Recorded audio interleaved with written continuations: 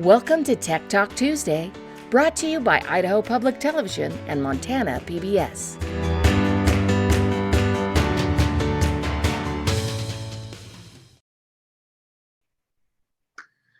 All right, good afternoon. Welcome to Tech Talk Tuesday, brought to you by Montana PBS and Idaho Public Television. We're really excited to have you here with us today on the Tuesday before Thanksgiving. We appreciate your time. The slides we're going to be talking about today can be found at this bit.ly link, bit.ly/Hyperdocs1119. I think that was the date of the day that I made that bit.ly. I'm not quite sure why I chose 1119. But if you put that into your browser, that'll bring up the slides that we're using. We've got links embedded into each of the slides, and I will also put the link into the chat box in the chat box as well in just a little bit. But the way Tech Talk Tuesday works is we have a different topic every month, and we bring in some teacher experts to share experiences from their classroom and to show examples. But it's very informal. So if you're here with us, please feel free to ask questions. You can put them in the chat box, or you can just, wave us down. We want this to be a discussion. That's why we call it Tech Talk. So feel free to pop questions in the chat box or just interrupt us. I'll introduce everybody here today. I'll introduce myself, and then I'll let our two teacher guests introduce themselves. My name is Nikki Vredenberg, and I'm the Director of Education at Montana PBS. I stepped into this role almost 4 years ago now. I was a classroom teacher for 16 years in an elementary school, and I got this opportunity of a lifetime wrapped up in a bow to come work for Montana PBS to do professional development for teachers interested in technology integration and media literacy. And it was in that role that I got to meet Carrie Wardle, who does what I do in Idaho. She's not with us this afternoon. She decided to take some vacation time this week, but usually Carrie is here, and she's my partner in crime. And we both do similar work, just in different states. Both our states are similar in that we are small stations, and it just made more sense for us to team up and do these webinars rather than each of us do them separately. So though normally Carrie would be here. And then I also in my work, I got to meet the amazing Sarah Dahl, and I'll let you introduce yourself and tell us a little bit about yourself.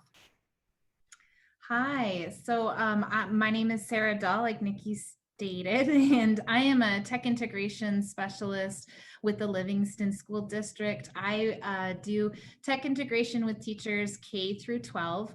This is actually a new position that was created just this year, and they hired me to do it. I was originally a high school English teacher, and I've been an English teacher for the last 14 years, and then moved into tech integration. And a lot of this is based on my working with Nikki and my training with Nikki in Montana PBS, that I've been able to be a good fit in this position.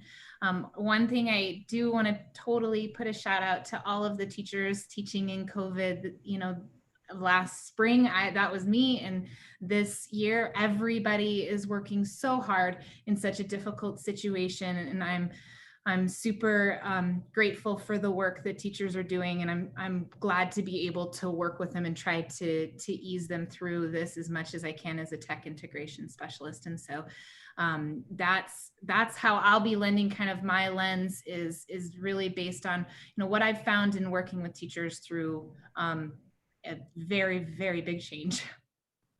Mm-hmm. Thanks, Sarah. And before I was in this role, I met Amanda Rapstead. We have similar teaching origins. We both taught in Lake Havasu, Arizona, and not at the same time, but then met at an ed camp and then have connected on Twitter ever since. And then Amanda was my awesome 4th grade teacher for my daughter last year. So we were super lucky. Amanda, would you want to introduce yourself and talk a little bit? Yeah, we also share a common friend, which is so bizarre, which is like how I knew of Nikki before I even knew Nikki, and then met her by chance and like didn't realize it was the same person until I was talking to our friend Erin, and she's like, that is my friend Nikki. And I'm like, oh my gosh, that's crazy. So it's been kind of funny, but I am Amanda Rapstead, and I teach 4th grade at HECQUA in Belgrade. this is my 3rd or 4th year in 4th grade. I don't even remember. I feel like last year was like 7 years. And so now I'm like totally gone on how many years I've been there. But I've taught 1st grade and I've taught 3rd grade as well. And I've had a passion for integrating technology in my classroom for a long time. So, you know, I've done Hyperdocs with 4th graders, but I've also done it with my 1st graders. So, you know, I don't know, I do know, Caitlin, what grade you teach, but anyone else who's watching, I think sometimes it's helpful to see that this can be done in the younger grades as well. So I guess that's kind of why I'm here, just to kind of lend that perspective. Great. And then maybe those of you who are in our audience, if you wouldn't mind just telling us your name and what you teach. I see we have Ruth here, and maybe tell us where you are too. I'm Ruth Whipple. I work in special education in Twin Falls, Idaho. Mm-hmm. Welcome. Do you know Carrie then? No? Okay. I wondered if she's our Idaho Public Television rep. So normally you probably heard about this through Idaho Public Television, I'm guessing. Right. All right. Well, welcome. Thank you. And Caitlin, you want to say hi and introduce yourself? Hi there, I'm Caitlin, and I also work at HECWA. It's my 1st year as a teacher and my 1st year in 3rd grade. Welcome. It's good to have you. Thanks for coming.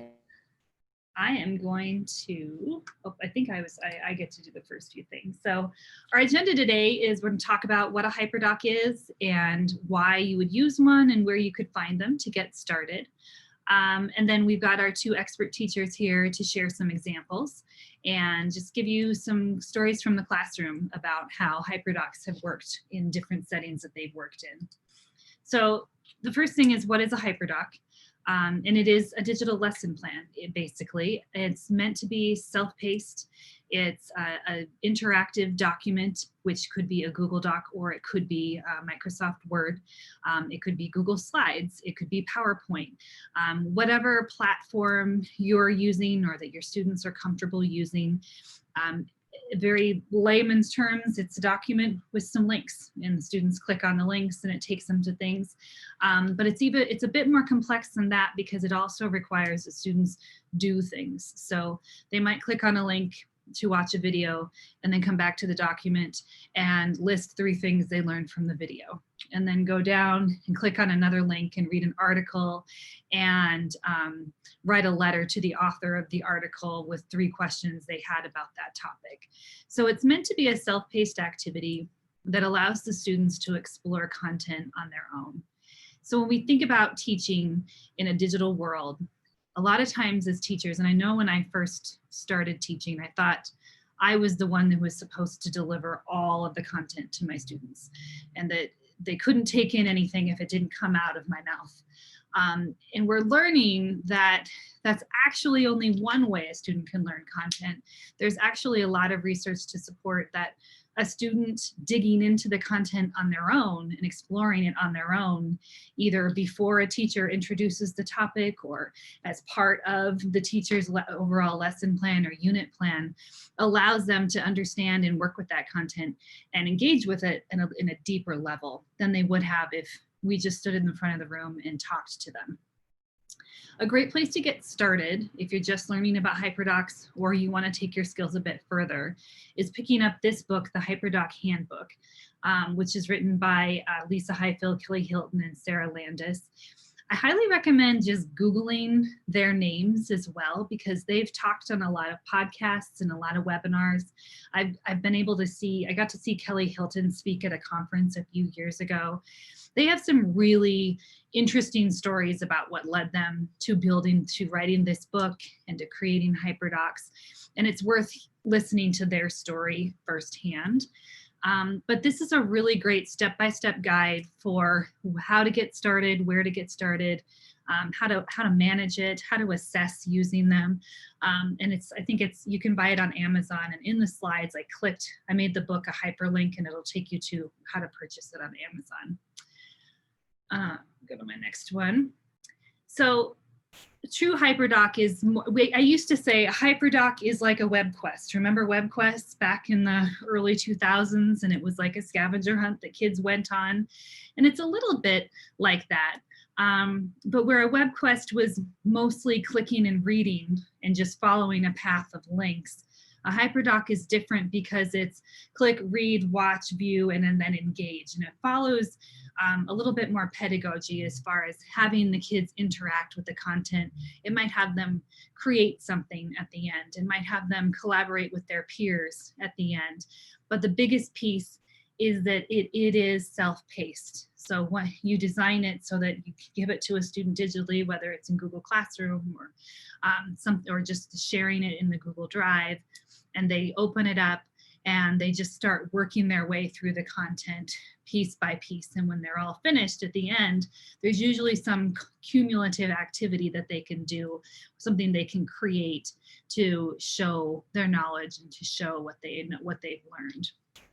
Sarah, Amanda, do you have anything to add in my description of Hyperdocs? Make sure I didn't miss anything.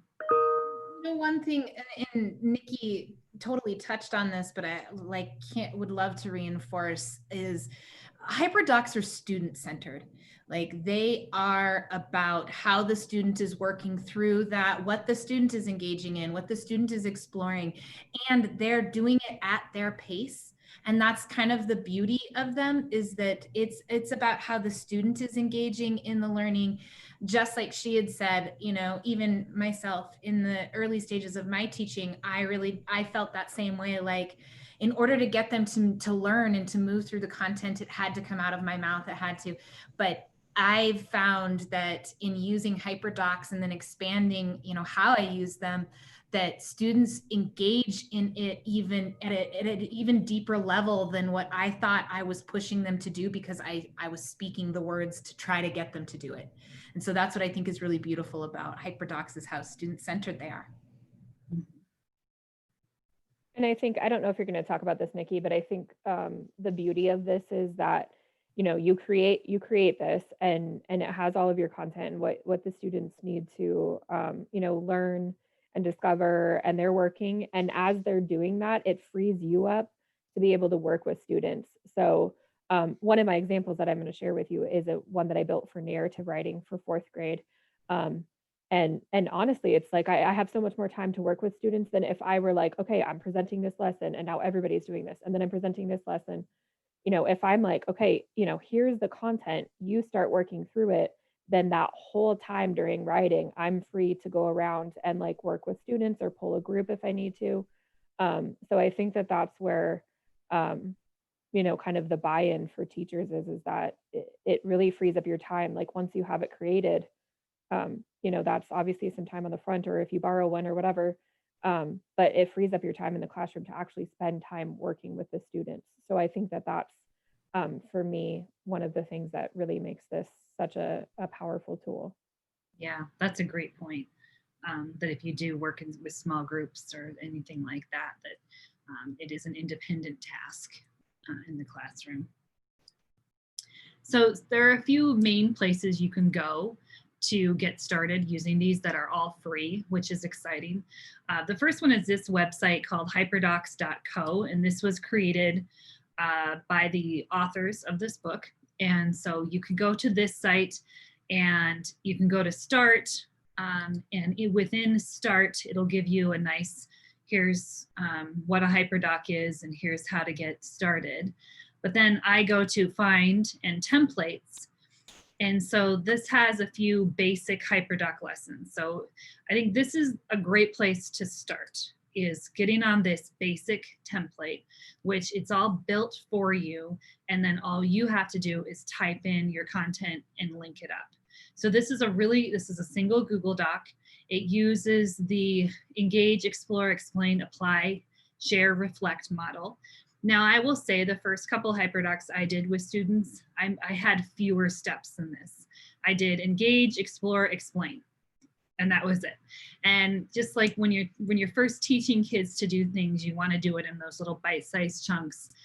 You don't want it to feel overwhelming. You know, a kid will open up an assignment, and if they see more than 3 steps, they can shut down. So sometimes it's good to just maybe delete some of these last ones and just get started with the first few steps. And the way this document works is all the symbols are there, and then all you would need to do, it says insert a video. So you type in your brief instructions, insert the link to the video. You would make a copy of this document and just edit it for your purposes. And so that's a great example of a basic Hyperdoc.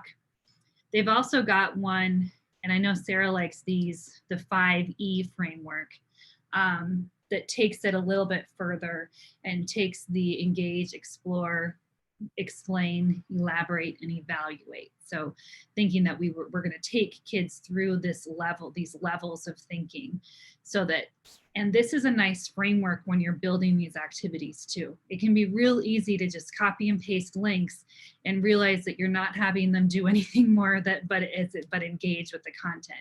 And so having to rethink it with, okay, what would elaborate look like with this? How would they elaborate on their learning or on this topic when we get to this step? So that's another template that you would just go to File, make a copy, and then you've got your own copy for you to edit and then share with your students. In addition to the templates, they've also got some that are pre-made in different topic areas. So when you go to Find and you come down to Hyperdocs, then they've got them categorized. And this is teachers all over the world who have donated their time to and their talents to create these different Hyperdocs.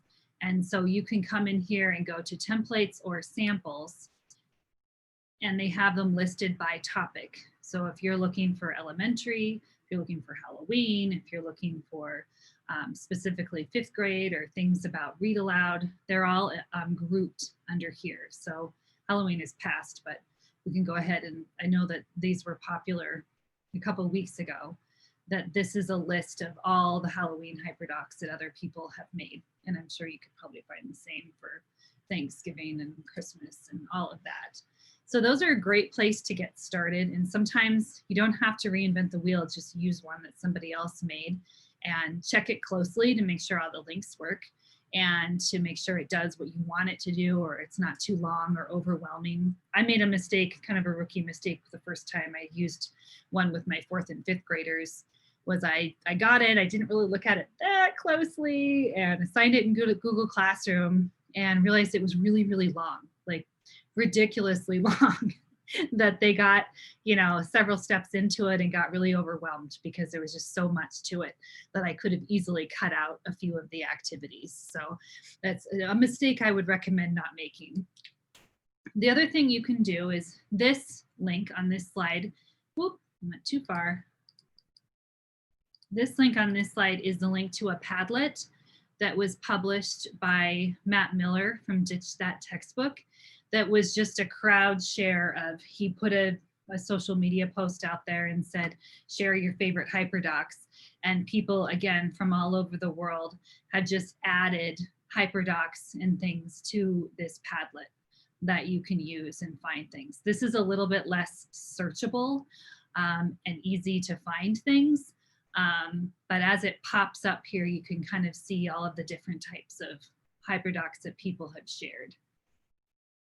And then I also recommend on social media. So if you are on Facebook, you can ask to be added to a closed Facebook group for Hyperdocs.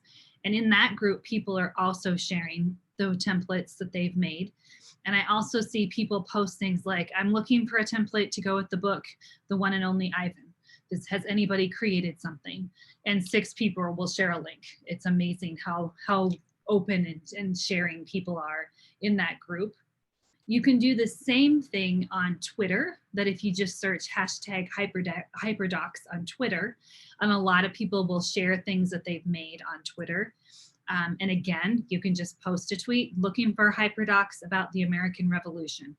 and people will get on there and share. I think the spirit of Hyperdocs is that I'll make it and create it for my group, and then you take it and modify it for your group.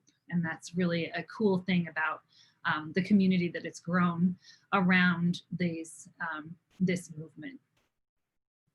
So I'm going to stop sharing and let, I think Amanda, you're next. So I'm going to let you take control of the slides and let you tell some stories about how you've used Hyperdocs with your students.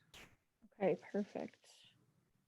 I think I have everything pulled up here. So I have on my slide, I just have the couple examples that I'm going to talk about, but I already have them pulled up here. So I actually, what I was trying to pick examples, I tried to do a couple different things. I tried to show you a couple different subjects. I tried to show you a couple different grade levels since I've taught multiple grade levels. And then I also have an example of one that I just completely borrowed and didn't change. One that I adapted, and then one that I just created myself. So you can kind of see those as well, because it's really, there's a lot of entry points in here for you if you know, aren't quite comfortable jumping in and making one yet. So this hopes and dreams one was what I start off the year with. So this was created by one of my friends, Rachel Marker, and then someone else I think she might work with, but she teaches, I think she's 6th grade, and or she created this for 6th grade. I can't remember. So you know, this you can use with varying ages, and I think you could even make some more adaptations to it to make it suitable for younger learners as well. And so I think that this is a really good one. Number one, it helps you get to know the kids. So it's talking about their goals and what they want to accomplish. You know, what their kind of thoughts for the new year are. So I feel like it's how you get to know them, but it's also how you introduce Hyperdocs in kind of a non-threatening way. So they have, you know, to watch this video. So this is pretty much exactly like they built it. I think the only thing I did, we're not allowed to send YouTube videos. So I think I had to put the videos into, download them and relink them. But that's something that you should be checking the videos anyways, because sometimes if you use one, you'll give it to the kids and they'll be like, this video doesn't work. And then all of a sudden you have to go back in and change it on everyone or reassign it. So I'm teaching online this year, and I've definitely learned that the hard way with like you said, with using it and then finding out it's too hard. Like I've used things where I'm like, oh, this looks great, but I didn't check the video link and then it doesn't work. So I would definitely recommend doing that. But then they just go in and they watch it, and then they go on here and they type. And so in person, this is something I would teach the kids how to do. So I would be walking around and helping while they're doing that. I would probably have it pulled up on the screen and show them that they're going to go on here and they're going to actually type their answer. One of the things that I've discovered since teaching online and since last spring that I going forward, I think I will be building any new Hyperdocs in Google Slides. And I think I would actually put each step on its own page, and then you could link everything to the front page. And you could say, okay, Monday you're doing Discover and you're doing Explore. But the reason for that is one of the things that I've found with kids with using Google Docs, especially when you're not in person with them, training them and using, you know, teaching them how to do it. It's hard to get text boxes, or sometimes they won't realize that they have to click and type, especially for the younger kids. So in Google Slides, you can actually, I started using shapes. Instead of using text box, I put a shape. And so I'll say like type in the blue box. And so it's very apparent that like if there's a blue box, they have to type in it, which is, I guess it's kind of a simple thing, but it's made my life so much easier since I started doing that, because I'm not having to go back and be like, oh, I see you didn't answer this question, because it's a lot more apparent that there's something for them to answer. So, you know, they would just kind of work their way through this. And like Nikki said, there's quite a bit here. So I would not do this all in one day. I would put it, you know, start it, work on it for a little bit, come back to it the next day. I did this online with my students this year, and I think I gave them a week to do it. So they just had to do a section each day. And you really learn a lot. This year it was crazy. Like I'm reading their hopes and their dreams, and it's COVID. It's, I hope COVID goes away. I hope I can go back to school. I hope COVID. And I'm like, whoa, like it was kind of heavy reading them all. So you really kind of like get this picture of what's on their mind. So this is a great one, I think, to start off with, it just to get to know the kids and to introduce it. And then the second example that I have is specific to 4th grade, and it's for narrative writing. And this is one that I took and I borrowed it and then I adapted it. So, there were some videos in there that I use with my class, so I linked those in. And it still has that, like, they're watching the videos and they're answering the questions. And then they're exploring some books. And so they get a choice here of different books that they can explore. And then I happened to do ones that I knew that I might be using. I love Saturdays and tea cakes. Like, I use it for so much. And I was like, I really want that in there. There's a video of Lester Laminack reading it, and he does an awesome job. So I went in and I pulled books or used books that I knew that I would either want to use or to give them different formats. So there's a couple that are like just reading. There's a couple that are like a video. I think there's one that's an audiobook. So then you can tell the students too, like, hey, if you like listening to an audiobook, choose this one. If you like, watching a video, choose this one. If you just want to read a passage on a piece of paper, choose this one. So I think the opportunity to build in some student choice in these is really powerful. And then, so this is a longer one. So obviously, like, this is not one where you would do it in a day or maybe even a week. Like, I probably would not do this in a week. It would be something that they would be working on while they were working on their narrative stories. And they would just kind of walk through it. And then the students would be at different stages. So for this one, I haven't used this one online. This was in class. And so they have a writing partner. And so if you were to use this online, you could use something like a Padlet where they were sharing. But I do like to still have that collaborative face-to-face built in too. So that is how I have that built into here. So, but you could use a Padlet if you're just teaching online.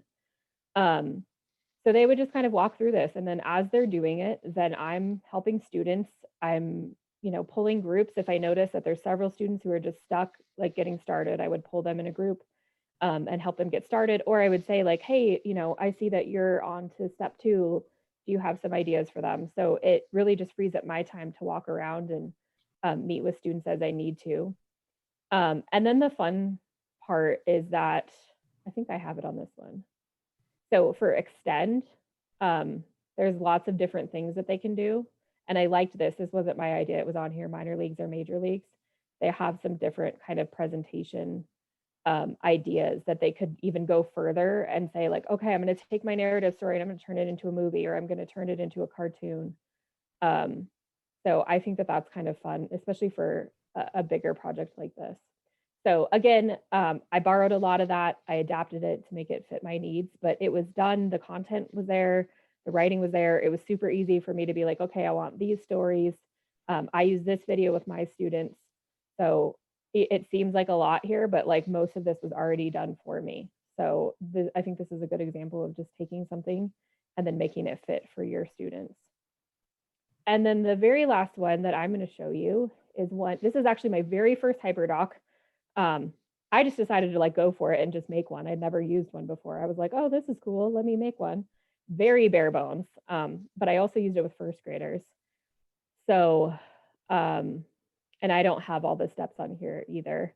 And so this was, I wanted to do an art project and I wanted them to get to know some famous artists. So I have it so that they're actually talking in class, but you could link a Padlet here. And then they watched 2 different videos to learn about 2 different artists. And then I had a little lesson, a mini lesson where I talked about the 2 different types of art projects and they could pick. So it's kind of like a hybrid thing where it's part of it they're doing independently and watching the videos and learning, but then part of it they're listening to me teach a little mini lesson. And then they could pick if they wanted to do a Klimt project or a Seurat project. And then they worked in small groups. So I actually did this. They did Makerspace. And so they were doing Makerspace and I was pulling a group and working with them on their art project. And then they switched the next week that we did art. But I think the reflection there too for art wasn't something before this point I had really thought about doing. I was kind of like, oh, here's a project, here's your art, it's done. So I even liked having that on the Hyperdoc where they could think about like how they felt as an artist and what they learned. And then they got to take a picture and share it in Seesaw and tell why they chose it. So that, like I said, it was with first graders and it went great. So this is definitely something that can be done with younger learners as well. So I think that, the more where you're like, okay, here's part of it is digital, but part of it you're teaching and part of it you're working with them, really works well with the younger kids to kind of get them used to this and give them some independence and some responsibility without just free for all being like, here's your Hyperdoc, go for it. Whereas with fourth graders, they are to the point, once I kind of walk them through the process once or twice, I can give them the writing one and be like, okay, here, you work on this. I'm going to be working with you guys in groups. So, depending on, I don't know what ages, Ruth, you said you worked with, but I know you're special ed. So those are some, things that you can adapt for your learners that you work with. I think that is all that I have. I'm not sure if we're doing questions before we move on, or if if anybody has questions for moving on. Amanda about any of those, feel free to share. Amanda, could you just explain a little bit, like in your Hyperdocs, you have places where the kids write in it. Mhm.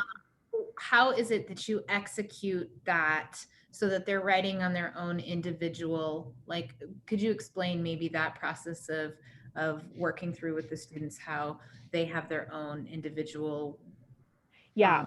fill-in? So we use Google Classroom. So everything's in Google Classroom. And I kind of, I say I'm hybrid in the classroom. I don't know now after everything if that's a good word to use anymore, but I do a lot online and a lot, it's kind of a mixture in my classroom. So I have a class set of Chromebooks that I got through Donors Choose. And so whether I was online or whether I was in the classroom, I would assign it in Google Classroom, and then I choose give every student a copy, and so that they have their own copy to work on. So that's how I've done it. It's, I think, the easiest to manage because they're all in one place. But you could share it if you didn't have Google Classroom. I guess whatever learning management system you have, you could share through there would probably be the best thing. They could make a copy and share it with you, but then that's one more thing that you have to teach them how to do. So it gets to be a lot. In a lot of ways, sometimes that is the only choice, is to teach them how to make a copy and view it. But that's just a thinking in our situation in Livingston, where we have one school that uses, or two schools that use Google Classroom, and our other schools either use Seesaw or use Canvas, and that's not always an option. I wonder that for others, but teaching them to make a copy at a higher level is a possibility. Yeah.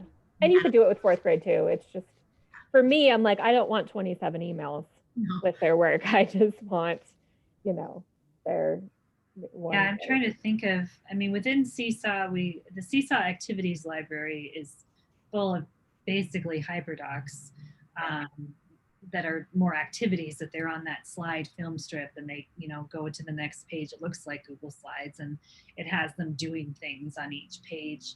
And so that, I know when I had fourth and fifth grade, I did share it with them and then teach the file, make a copy.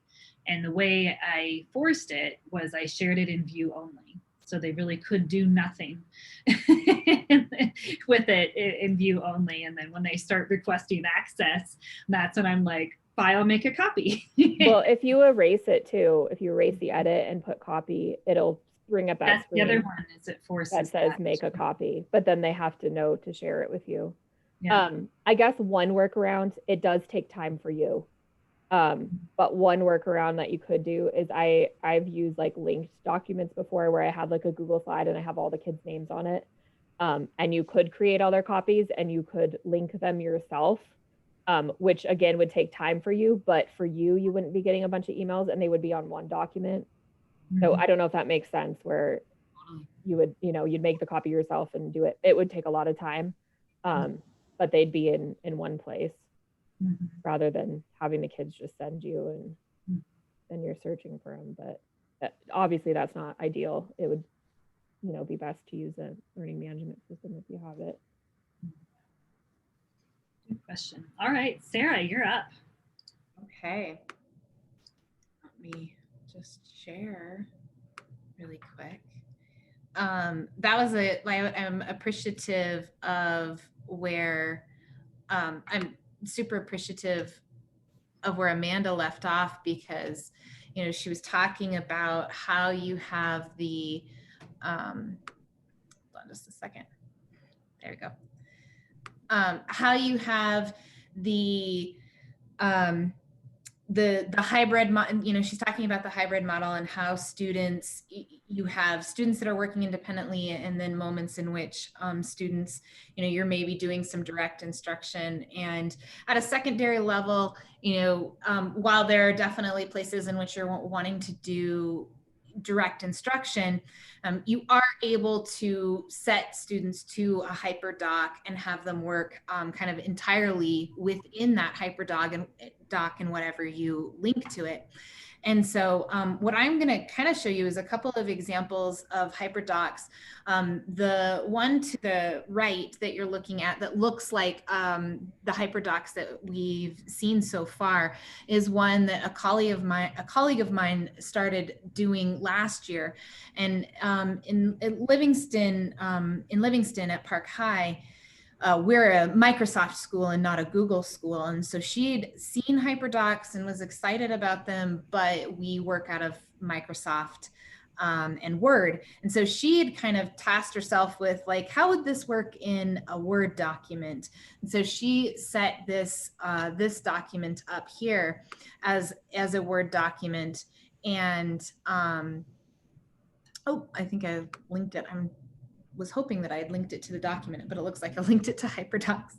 But basically, if you can kind of see that, what she has in place in this Hyperdoc, and this is for her chemistry class. She was a science teacher last year at Park High.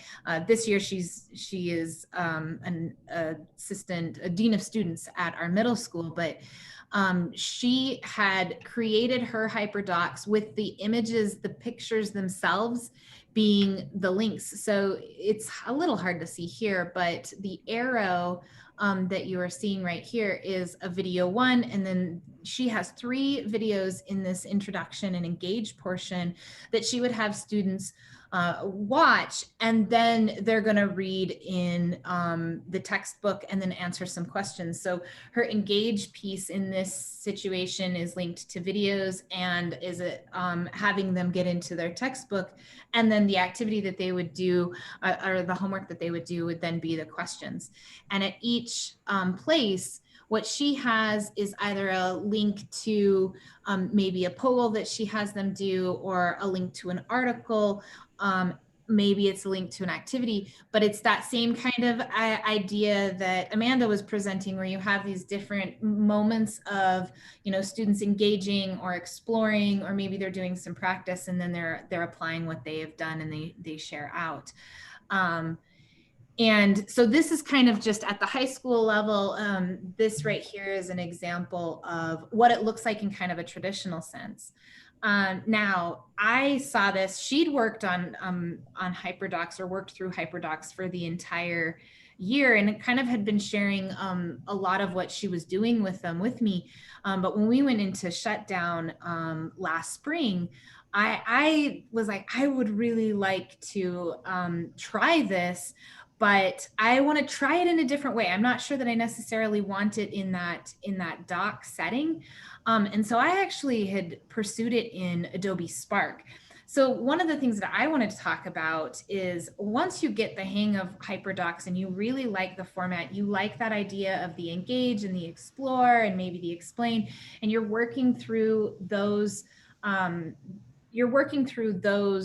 learning processes.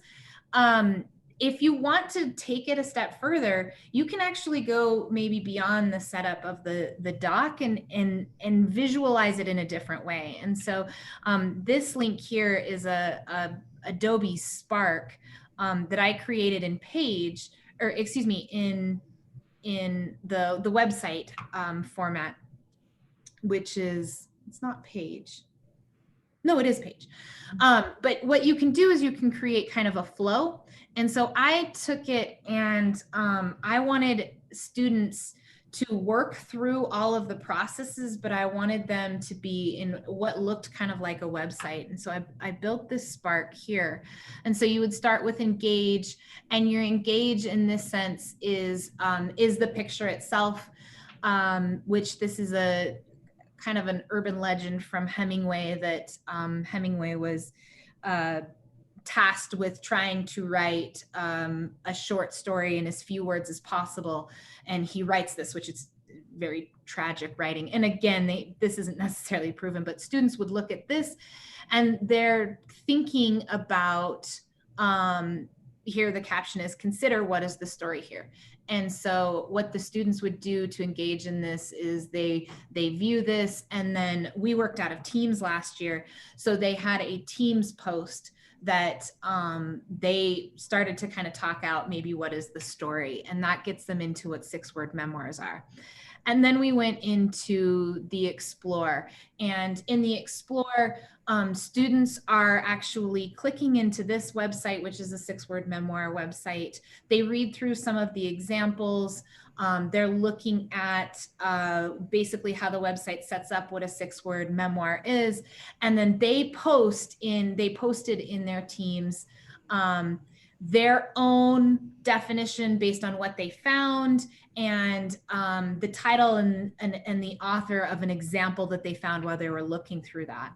And then as they kind of slide, like they scroll through this, then you hit the explain portion, and in this part, it kind of explains the first part of the engage, and it explains what what Hemingway kind of started with was this idea of these 6-word memoirs. And then when they click into the video, they're able to see some of this video. And so this portion is a way for them to understand, that process.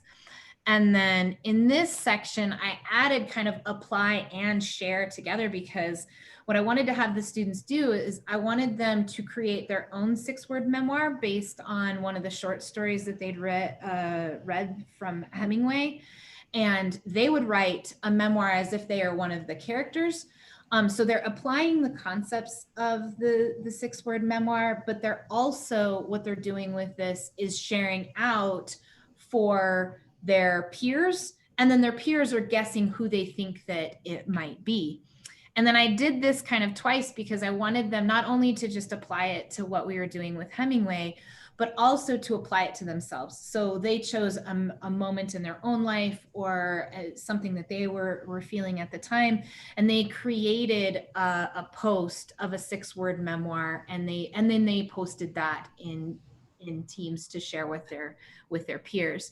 And this was a way to engage them in Adobe Spark as well. So they used Adobe Spark to create the post for the 6-word memoirs, and then put them out there. And I'm going to kind of echo a little bit of what Amanda was saying in terms of applying this. Like when I did this, they were in shutdown, so they were doing this on their own.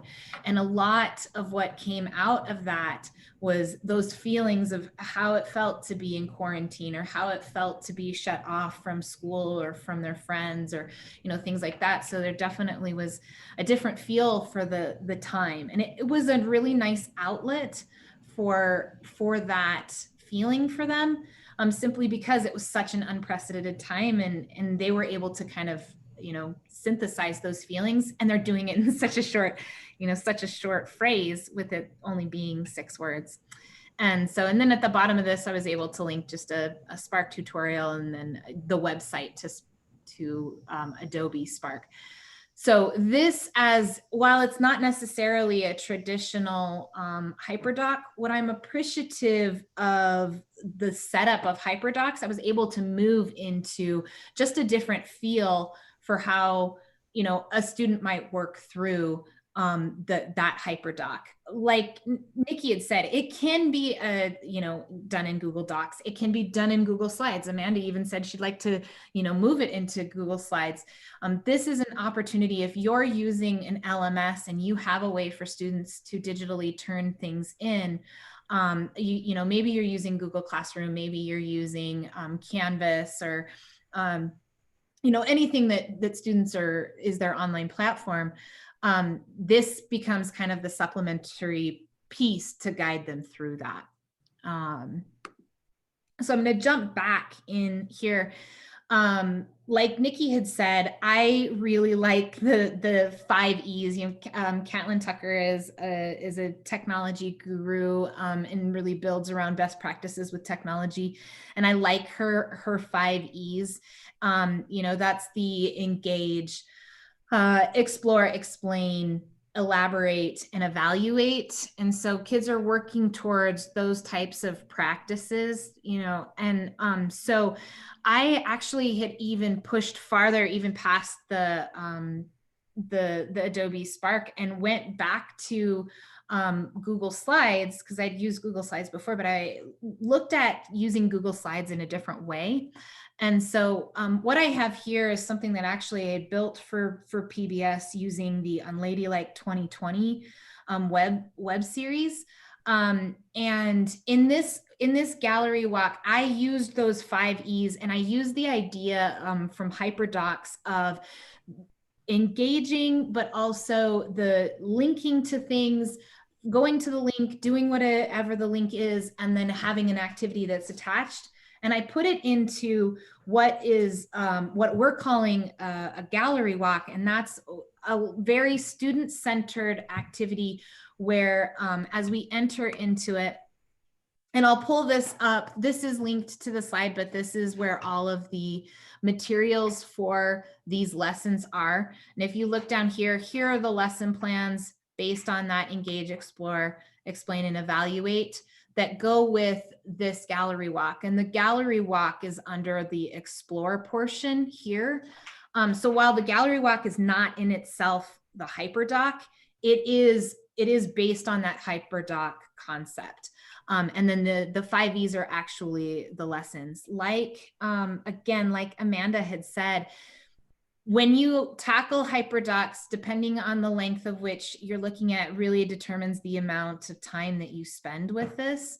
But you are able to, you're able to jump into this. Maybe you only are looking at this in isolation. But this is a set of lessons that could take you probably up to 10, I would say up to 10 or 12 days if you wanted to put it into play. This is kind of how the gallery walk works. You jump into the present mode of Google Slides, and you use the buttons to navigate between things. In this case, we'll enter. What you're jumping into is the first room of your gallery walk. This is based on the Unladylike episode on Queen Liliuokalani. She was the first queen of Hawaii and the last monarch of Hawaii, actually. And the video itself gives you the story, but how this is kind of connected to Hyperdocs is that you take the idea, and when you click on something that's within the Google Doc, it brings you into a different slide that's linked and into an activity. It describes what the activity is, and when you click on the button, you're brought into a link of the activity or the lesson or what the student would do. And so they're able to engage in the links. They're able to, I'll bring you back to the room. A student would be able to click on this, and it's gonna play some music. So they're able to listen to the music and engage in that. And then when they click on the guitar, it's bringing them into a slide where there's going to be a music activity. And again, linked, click on the button, and it's going to take you to, sorry, that one. That link this is actually a classic example of what happens when your links aren't quite right. That link was supposed to take you to something else, and it is taking you to a different page. So I'm going to have to let PBS know that. And that is taking us to a different page as well. But that's why you've got to test your links to make sure that they're attached in the right way. But the documents as you click in and out give you an idea as to what you can do. And so, so basically, as you move through the different rooms, students, this is very student-centered. Students are able to click on the different artifacts in these rooms. They're able to engage in the activity. They're able to move at their own pace. They can go in and out of each of the artifacts, click through here. The back button gets them back into the room. And again, like I said, student-centered, they can move at their own pace, but they're also able to, while they're moving at their own pace, engage in different types of materials, videos, articles, activities, maps. That's another thing. And so that's kind of how I've taken the idea of Google Docs and even of Hyperdocs and just expanded it into other avenues. So I really like what I like about Hyperdocs is I like the freedom that you have because the concepts are still the same. You're wanting to engage students, you're wanting them to link to different types of content, and they're able to move through it at their own pace. Amazing. Does anybody have questions for Sarah about Hyperdocs and how she's used them? I have a question. Is Adobe Spark a subscription, or do they have a free version for teachers and students? Yeah. I can actually talk about this because we're technically not supposed to use it. I don't know if that's changed, but as of last spring, because their COPA and FERPA was like, I think you had to be 13 and above. So my workaround was that I had it open on my account and I sat with the kids when they were creating, and it was kind of like a station.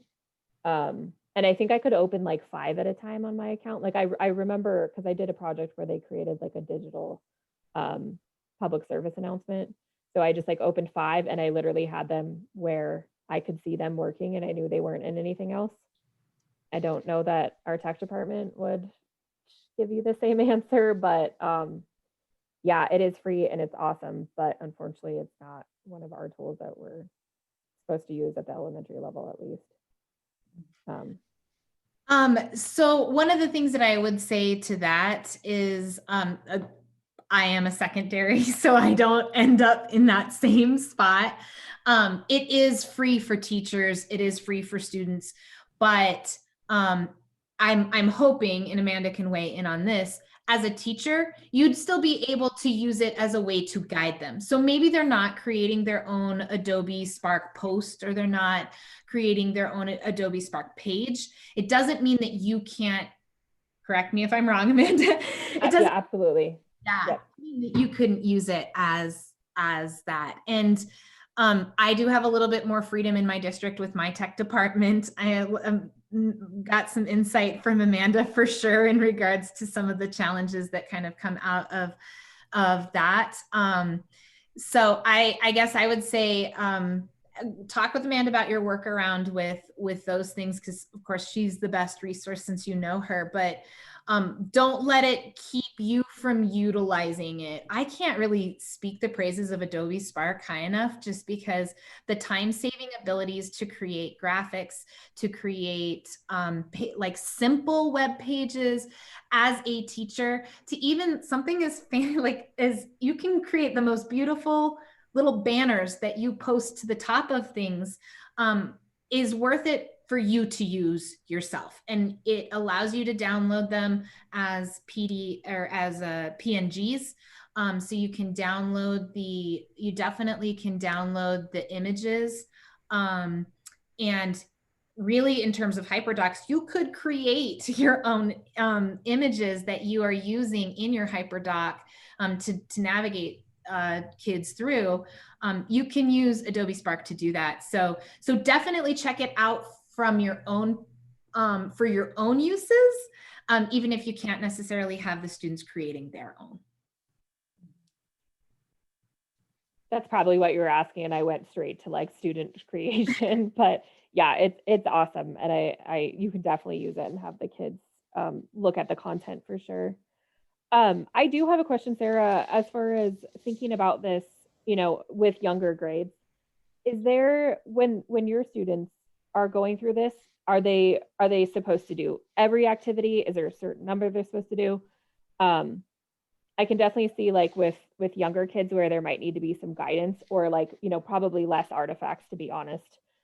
Just because like they'll be clicking and then they'll be back. And Yeah. so I'm just wondering, like, if you either have suggestions for younger kids, or how do you kind of manage that with the depth of activities that you have here? Yeah, absolutely. So what we have in here, what each room has in it is an original source document. So whether it is a treaty that kids read, or it is the firsthand writings or account of one of the figures, they're in the lesson plan for Explore. It actually states in the lesson plan that you would guide students to require them to do the original source document. It hits history standards, it hits English standards, but you would require that piece, and then you give them the choice of choosing one other thing that you would have them do. I could see in a gallery walk, because this is just built, it looks like Bitmoji classrooms, it's just built in Google Docs. What you could do is you could build it like a choice board, and even if you wanted to keep the wall setting, you could still, if you wanted to post like a little chalkboard in the middle that gave directions on, choose one from the left, choose one from the right. It gives the students the directions in that same way that we do with Bitmoji classrooms. It gives them a little bit more guidance on how they could work through it, so that they know, I need one from here and I need one from here.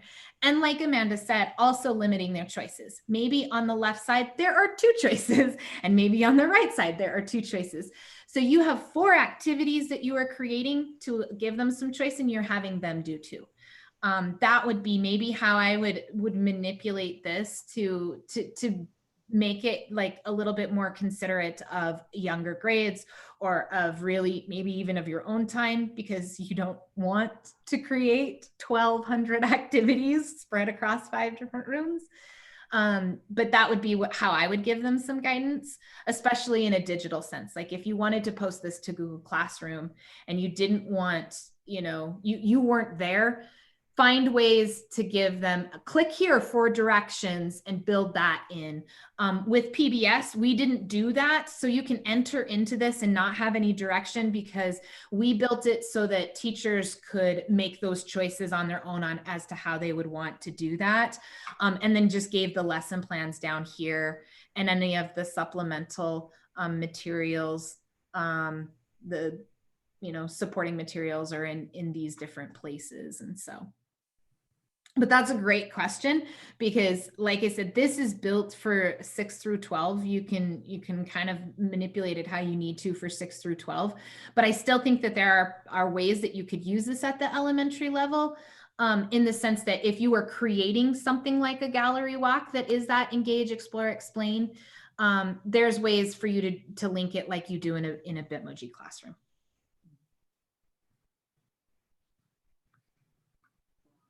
That's great. Thanks to both of you, Amanda and Sarah. This was a great discussion. Does anybody have any parting questions for our presenters, or anything you're wondering? I wonder, Sarah and Amanda, if you would put your email addresses in the chat box, or maybe even type them on the slide deck. Or Twitter. Or your Twitter handles too. So then maybe if people have follow-up questions for you later, they can connect with you directly. If you're not on Twitter, get on Twitter. Yeah, Twitter is terrible. I haven't checked my Twitter in like 2 months. I looked for you too the other day. I was like, oh, where's Sarah? I keep tagging you in things, but but yeah, Twitter is a great place to go and learn from like-minded teachers. And we actually have a chat for educators in Montana every Tuesday at 8 p.m. But we have teachers from all over the country, all over the world. Actually, we have Canadians join us and stop in at 8 p.m. and visit. We don't have it tonight. We're taking a hiatus for Thanksgiving, but we'll be back December 1st. And it's just an hour of Twitter discussion with teachers. It's a lot of fun. So we hope you'll join us for that. We really appreciate your time tonight. Thank you for joining us. And this has been recorded, and so we'll be posting these on our YouTube channels. I think Carrie puts hers on the Idaho Public Television channel, and then I put mine on my Montana PBS channel, so that we've got those for anybody you'd like to share them with later, if there's parts you want to rewatch again. And then again, please feel free to add this slide deck to your drive. And refer to it later, and reach out with any questions that you might have. And thanks to everybody for joining us, and we appreciate your time. Thanks, Sarah. Thanks, Amanda. Thanks. Happy Thanksgiving, everybody.